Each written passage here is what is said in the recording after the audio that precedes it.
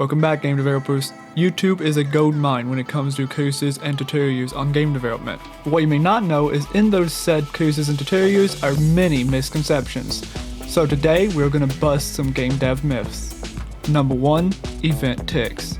Many YouTube educators insist you connect your blueprints to the event tick node.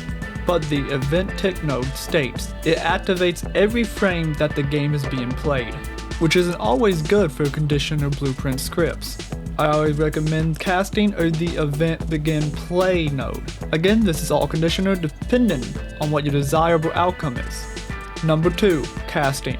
Casting has a harsh reputation in the game dev community, especially if you're an Unreal developer.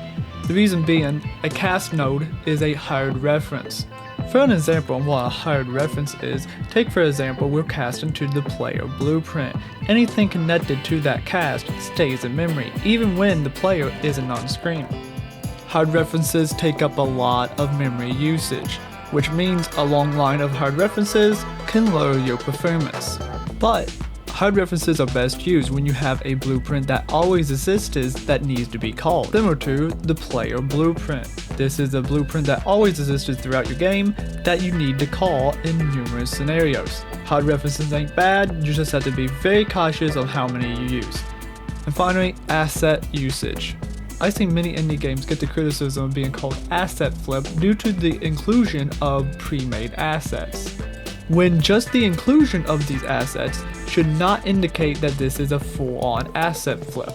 Asset flip does not mean that you use pre-made assets in your project. It means that you took another person's work and used it with minimum, if any, change at all.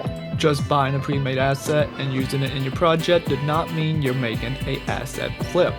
Be nice to your fellow developers. Every developer needs all the help they can get, especially indie developers. Now, only if a developer uses overdunders of assets with no personal additions or changes at all, that is considered an asset flip.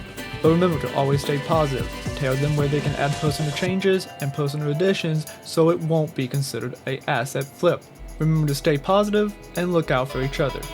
If you're looking for some good places to find some free assets, check out our video Unlocking the Power of Free Game Assets, where we go over the top 3 best sites to find them. That's all for today, game developers.